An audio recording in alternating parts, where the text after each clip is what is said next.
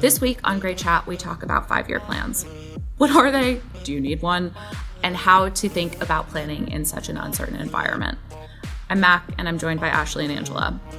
Great Chat is brought to you by Mercury, the fintech used by entrepreneurs through every stage of company building. We use Mercury to run this podcast and love recommending it to other founders and fund managers. Try it for yourself. Visit Mercury.com to join over 2,000 entrepreneurs who use Mercury to make managing their money unbelievably simple. Hey guys! Hi. Oh my gosh, Mac, you are Steve Jobs brought back to life today. But I was going for spooky season because I always think that this sweater gives a little bit of like skeleton, and I did like the whole 2000s makeup, so I feel very grungy. But I like it. If you really want, I could talk to you like this all episode.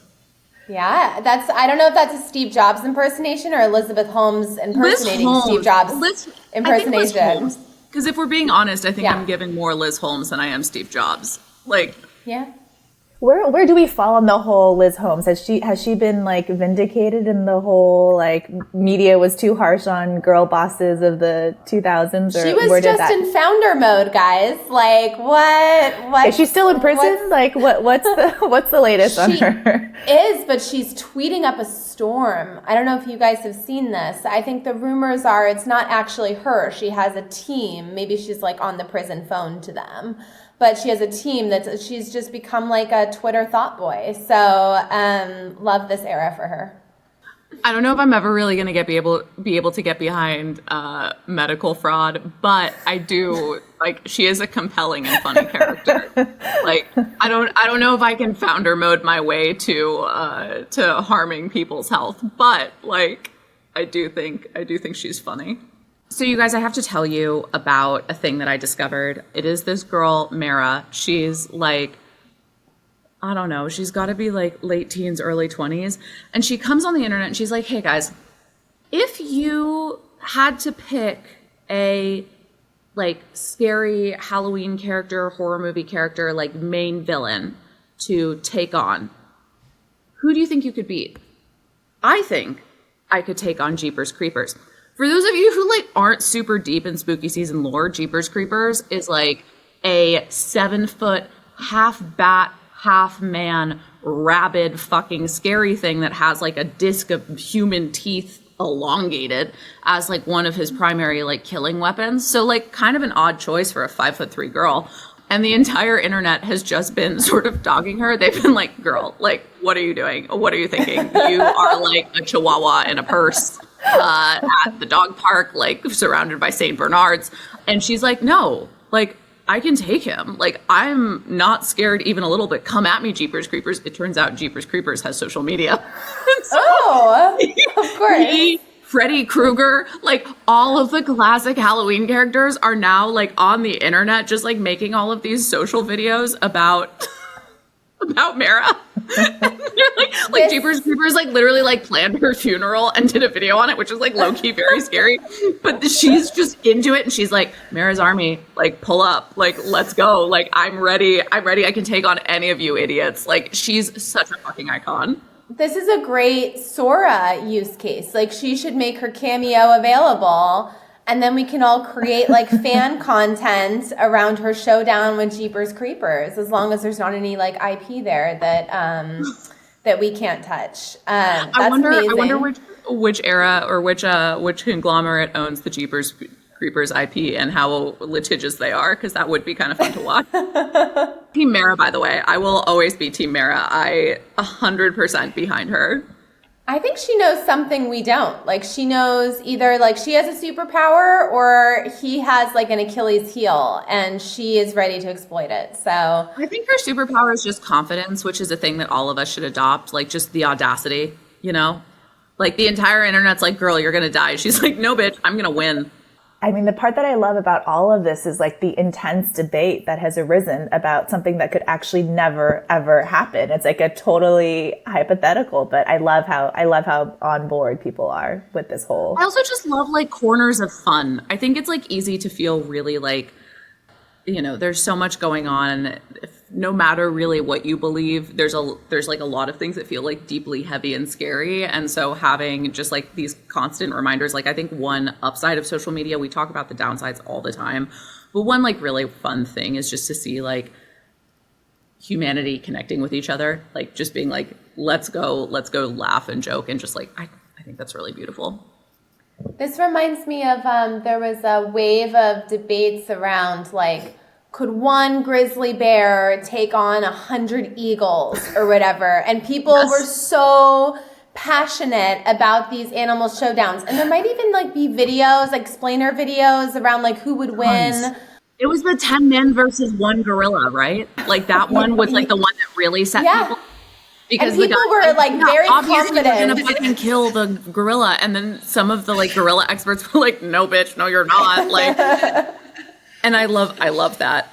I love like a low stakes, righteous like battle. Obviously, not low stakes if this were happening in real life, but you know, on the internet, it's pretty low stakes. No, on Sora, like again, like in AI videos. In modeled videos, yeah. Guys, this is 90% of my life. Like my 5-year-old son, these are the questions he asks me like all the time. Like, hey mom, if Darth Vader were to fight, you know, like a B-52 bomber, like who would win? And like, I should just send him on the internet, you know, like there are like-minded people who spend their time asking random matchup questions.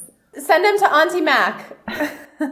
I also have strong opinions as a nerd and a aerospace person about who would win in a B-52 versus Darth Vader fight. So also happy to answer that for him. Give us the TLDR. Yeah. Who's winning? Okay, so obviously the B-52 on just like pure like if it's a good pilot, I think that they'll win. But the thing is that the lightsaber is like pretty powerful and can cut through a lot of shit. Yes. This is the debate, which is what can it cut through? Like, what can a lightsaber cut through anything? It's like the real question. Yeah, the lightsaber can cut through most things, and certainly like metal people. Has anything happened like in tech or the world of note? I feel like a few things have happened in tech recently. Like we've had a lot of things have happened in the world. Big things have happened in the world.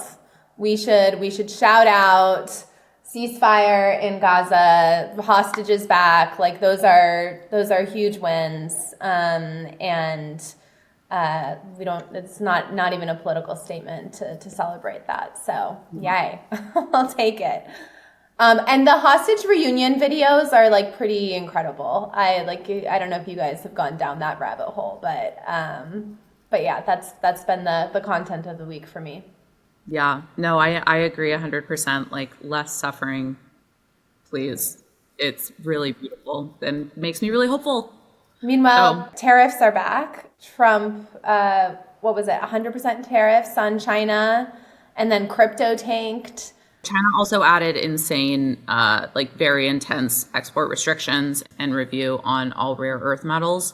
So that means that doing basically any electronics or batteries or like infrastructure projects becomes really, really hard because China has gone and taken over anywhere between like 60 to like 98% of various, like depending again, like on which rare earth metal we're talking about. But like if we're talking about cobalt, like they essentially own the entire Earth's cobalt supply.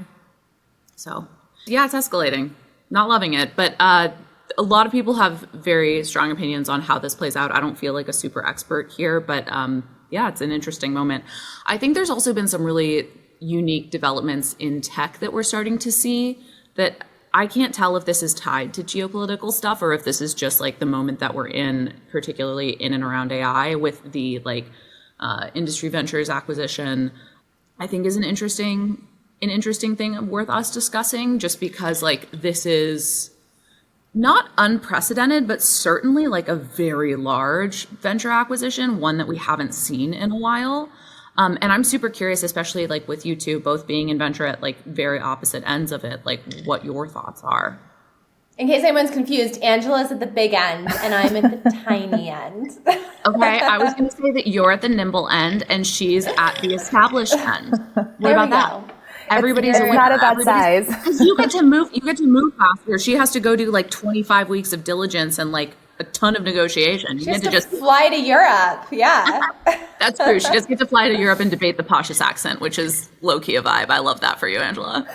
It's interesting because I think all of the major platforms, Goldman, UBS, JPM, the private wealth channel has become so important to them, and all of those clients care about access to all these tech deals, right? Like they're all trying to get access to OpenAI, and so to me, it feels like a very natural extension for Goldman and their alternatives platform to get into secondaries and get into venture and get access to deal flow for their private wealth clients. It's also interesting because multiple venture firms have launched private wealth arms, right?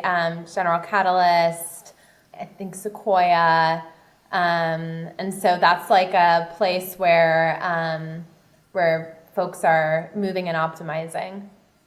I do think this is like a greater and interesting conversation too around like what is the future of finance? Like as we see a good amount of like, I'm not saying that like private equity has reached its ceiling, it certainly hasn't, but I think like you're starting to see it consolidate around fewer and fewer categories as it's like sort of maxed out levels of efficiency on a lot of verticals that it's gone after the last couple of years. You're starting to see like iBanks, like investment banks change their entire direction. This, I think, is a really good example of that. And so, like, I'm super curious, like, by the time our kids are grown up, what does finance look like? And what does finance look like in America and the West generally? Like, it's still going to be a huge part of whatever we're doing. But I'm curious to see, like, what form it takes. And if it's more like just big platforms sort of looking like banks used to, or if it's, like, highly specialized, almost more so than what we're looking at right now. I think it'll just be fun to watch. I think that's the natural evolution of all these different asset classes, like private equity. You either become an asset aggregator like a Blackstone, where you go into all these different types of strategies and you become a large multi-asset manager, or you become very specialized in your playbook. Like I think the Vistas of the world and the Thoma Bravos of the world have their playbook around software and they've really stuck to it. But I think a question for all those firms, to your point, Mac, is with AI and the disruption in software, how do they adapt their models and, you know, how do they take their strategy and change it? So I think the same thing's happening in venture, and you see General Catalyst and Sequoia and others expanding into multi-asset, and then others like Ashley doubling down on venture as a strategy. Should we head over to our main topic for the day? This was just something that was top of mind for me while we were debating posh accents in London and evaluating companies' 5-year plans. I spend a lot of my time, judging is a very strong word, but testing the 5-year plans of companies that we're looking to invest in. And it really made me think about how I run my own life and my own career, and whether I should be more structured around having a 5-year plan. And so I took the opportunity where I have both of you wise women here with me to get your thoughts on how you plan for the future and how you build some structure around your career. So I'd love to hear if you guys similarly do 5-year plans, and if not, what some of your approaches have been. Here's the deal. I know what I'm good at. I know what I'm bad at. I know who I work well with. I know who I don't work well with. I know what circumstances I can do exceptional work in. I know what circumstances I can do fine work in. And I know what circumstances I can work in, and I can probably do it for 6 months before wanting to off myself or those around me. I don't think that I could have, I feel really happy about my career. I feel really happy about the choices I've made in life and where it's ended up.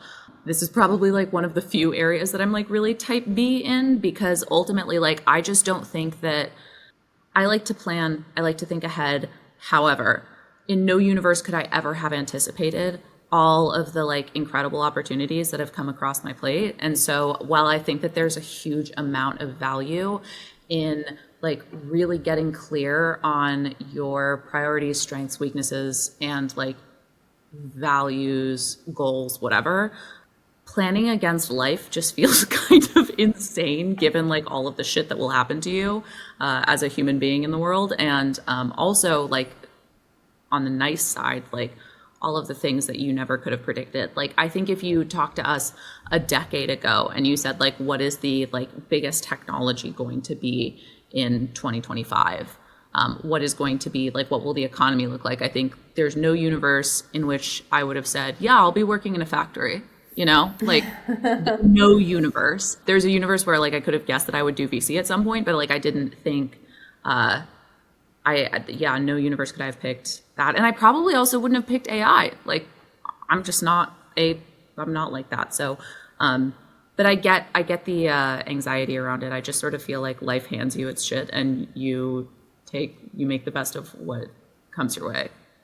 Yeah, it's interesting. I used to really envy people who had a clear picture of what they were working towards. I think it's also how you're wired. Like, Mac, I'm more like you, but I know people who are, they wanted to be a Fortune 500 CMO and they had an idea of like, okay, here are all the things I'll need to do to like get to that place.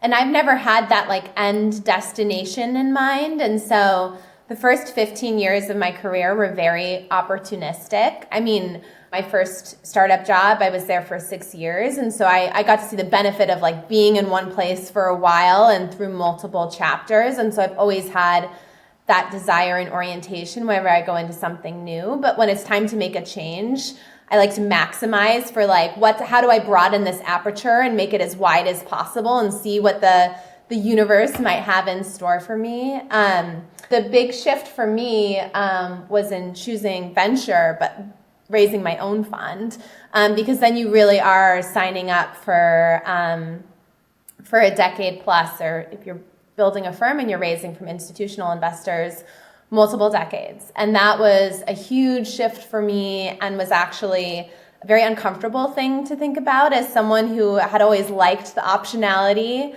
that comes with, working at other people's companies, but also one that I think was beautifully timed with, I'm like 40 now.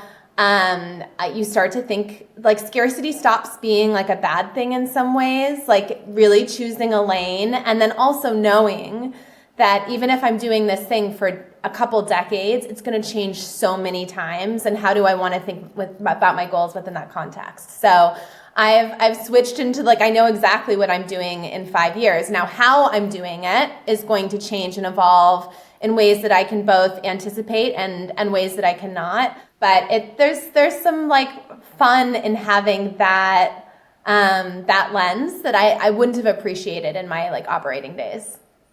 Angela, how about you? How do you think about this? You to me seem like the person most likely to have a framework, whereas Mac and I are like, woo, like flying around with the wind.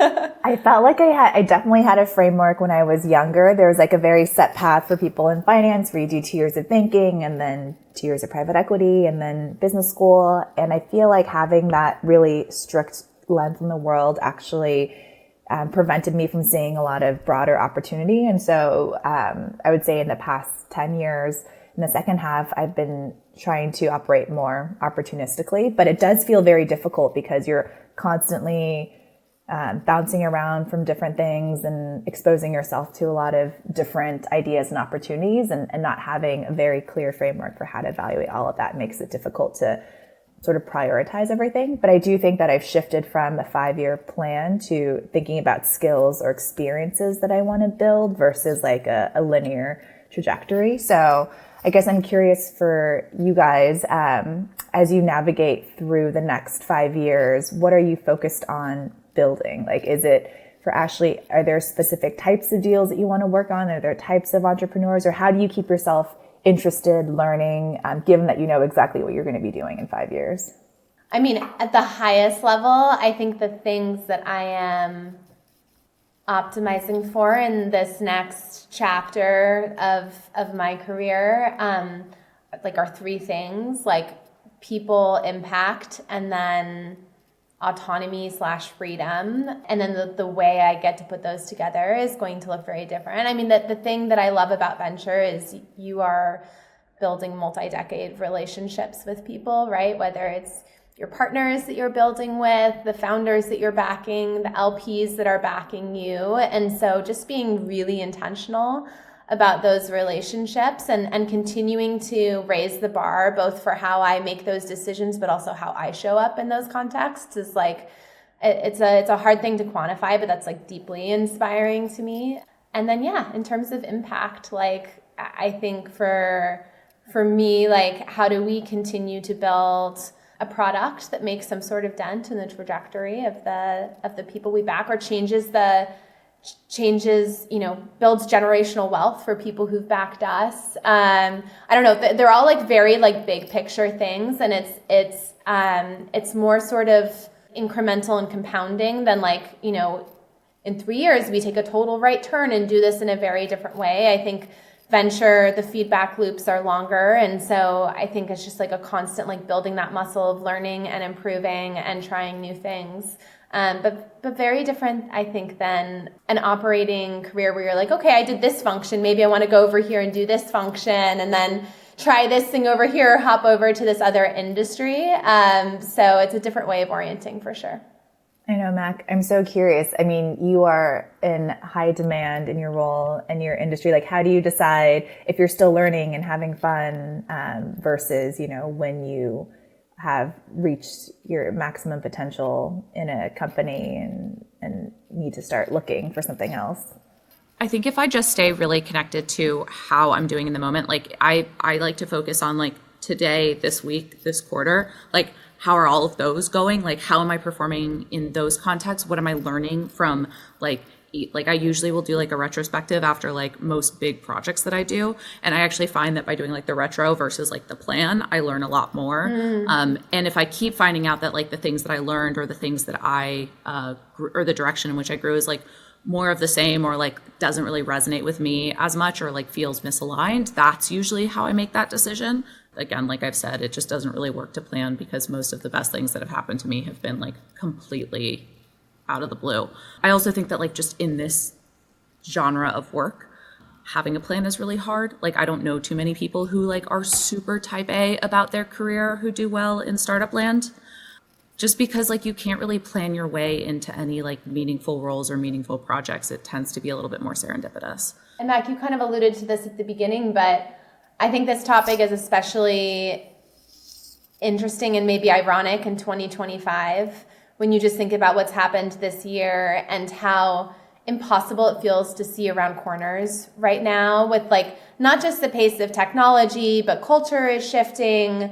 Policy is all over the place. We are living in like very chaotic and uncertain times. And it feels like the skill to build is not like being super intentional about your planning, but is being comfortable with that uncertainty and then the ability to see opportunities that arise out of that. And so I guess I just want to say for anyone who's trying to plan your career, it's important to know what the things are that matter most to you. But I think it's also equally important to be really flexible and open-minded about the details. And especially if you are graduating into this market right now and like kicking off your career, I think it must be very daunting to try to plan exactly what that's going to look like because there are so many things that are sort of unknowable right now. And so I think as humans, we all just have to become like increasingly adaptable and resilient to like a constantly changing environment. And that is the move. That is a survival skill to build. And I do think when it comes to like a plan, one of the most useful types of planning you could possibly do would actually be that resilience. So like at any given point in time, like, do you have enough cash where you would be fine for like 180 days? Like, do you have like, a compound in New Zealand that you can take your private how's jet your bunker to doing? things? Really? Like, I just want to know personally, and can I get an invite to the bunker? Do you have a friend with a bunker? You have a friend with a bunker? Oh my God, look at you. She's so fancy. Do you have a friend with a bunker? I don't. But we should get a great chat bunker for sure. I love this for us. Yeah. I don't own a house, but I could get a bunker. That feels like the correct prioritization. I think it's right that we've taken the 5-year planning question into dystopian prepper territory. That is the right trajectory. That's the logical end. I mean, like, why else would we be asking ourselves these questions if not to prepare for the end of the world? It all ends in spam. I just want us more canned food. Like, Angela, how do you help your kids plan for the future right now? Oh my gosh. I just think it's, they're young, so they probably don't have 5-year plans, although maybe they do. Yes, become a TikTok influencer asking the hard-hitting questions of, who would win in a Darth Vader battle. That's the 5-year plan. Yeah. I think that could do very well. No, I'm actually just I actually hoping- have a cousin who genuinely does do that for a living. He doesn't ask Darth Vader questions, but it's the craziest thing. He makes something crazy like 17 grand a month, and he does like these, you know how people have ASMR? He just does like, he pretends to be your boyfriend asking questions. That's Wow. it. That's it. And it's crazy. It's like soothing for people. No, like on YouTube, exactly. Like, how was your day? I was super curious, so I like opened up a video and then I was like, this is too weird. I can't listen to this. But it was just like, hey, like, how's your day going? He's like an AI boyfriend. What I'm saying is that this Darth Vader plan could be real. Becoming an influencer could be real. I could see it, Angela. Like he's a lover, not a fighter. Like we have enrolled him in soccer, and you know the teams are like on the field, and the coaches are like, wait, like we're missing a player. Like where's Asher? And he's like on the sideline eating snacks, chatting with his friends, like totally unconcerned about the game that's happening. So we're gonna have to figure out what the right career track for him is. Because No, I think this is the nervous system that we need to survive this period. He's like, yeah, you guys can play your game. I'm gonna be over here living my best life. I think he's our guru for this eating moment, spam, for sure. you know, favorite spam masuvis. Oh. Like undefeated favorite snacks. It really does all end in spam. Yeah, you can really stock a basement with those. So he's ready. He's purpose built. All right. Well, since Max started us off with spooky season, let's continue rapid fire autumnal fall themed question. So, what is your favorite seasonal drink or snack? Is anyone gonna not answer pumpkin spice latte? Like, and if you do, why? Oh, I don't drink those. For all the listeners only, please tune in just for Max's face to that response. I'm not into the Starbucks industrial complex or like flavored coffee beverages of any kind. I'm sorry. I mean, I support your right. I will fight for your right to drink a pumpkin spice latte, but I will not partake. I too support women's rights and wrongs, and let's be really clear, this is a wrong. Like this is just like an objectively bad opinion and bad take. And I love you, Ashley, because you are so brilliant, so accomplished, so smart, and just wrong on this count. Like you don't have to go to Starbucks. You don't. You really don't. There's all sorts of places where you can get a pumpkin spice latte, and they can come in different flavors. You can get a caramel apple latte. I'm like a savory girl. Like my cravings are never, I want something sweet. Like I want like, my seasonal craving is I want like oxtail stew or something like really like rich and fatty and flavorful. So I'm low iron, so I just like assume that all of this is my body begging for what it needs. So I'm just like in an entirely different, different vector of cravings. No offense to your pumpkin spice latte. It's okay. You're never going to hear me say anything bad about oxtail stew. Okay, great. Come on over then. They don't have any good Caribbean food down here, or at least I haven't discovered it. Listeners, if you live in Los Angeles and there's good Caribbean food, tell me about it. But yeah, okay. This you are making more sense now, and I hold my opinion, but I understand you more. I didn't anticipate this question unearthing so much about each of our personalities and desires, but this was a hard-hitting question. And nutritional deficiencies? Yeah, well, we're getting real on the pod. Yeah. I love that. Angela, what's yours? I'm in the basic camp of apple cider donuts. That's just like the fall treat. With a pumpkin spice latte. No, I was gonna say we're going to Boston next week, and that's like on the list of things to get. So they have those at the farmers market, like on my block, and I haven't had them, but they look delicious. So Angela, come visit. I'm so jealous, Ashley. Ashley, what other fall savories are you into? Like, I'm thinking like a persimmon salad with goat cheese sounds really yummy to me, I would but love that's that. even a little sweet. I actually love the pumpkin flavor or any squash flavor. I'm just again like less craving the pumpkin pie and more like the roasted acorn squash, in a dish. So Butternut squash and sage ravioli, another fall thing. Yes, I love that. I love that. We've found some common grounds. Are you guys, I'm going to be in London for Halloween, and I have not figured out like if I'm doing anything that requires a costume, but are either of you dressing up this year? Of course, my son's going to be Darth Vader. My husband and I are going to be stormtroopers, and my daughter is going to be the Tooth Fairy because she. Oh, not Princess Leia. No, she said that Princess Leia's dress was not pretty enough, so she's opting out. She's opting out of the thing. Whereas the Tooth Fairy looks so fly. I love her for that. That's so funny. Mac, what about you? I feel like you're going to have some like very like edgy, ironic costume. Don't disappoint me. I am not going to have an ironic costume. The one costume I have planned is Hedy Lamarr from that, you know, that scene where she has like that big like star crown. Do you know who I'm talking about? Yeah. Okay, Yes. yeah. So gonna do that. Okay. Fuck, I probably just spoiled that for some people. And then unclear on the rest. I have another Halloween party. I might just rewear it, or I might pick a new one. I usually use my Halloween costumes as an excuse to buy like some gorgeous vintage piece that I can't actually wear in real life. And I have my eye on a few. There's one that would be like perfect for Joan of Arc. There's an Oscar de la Renta that's giving Pilgrim in the best way possible. Oh my goodness! Like Please. again, like crazy editorial shit that I could never actually wear in real life, but like want to wear. So yeah, I'll keep you posted. All right, guys. I think we're time. good. See you next Adore week. you. See you next week. Thank you for listening to Great Chat. Have questions for us? Make sure to submit them at anothergreatchat.com. See you next week.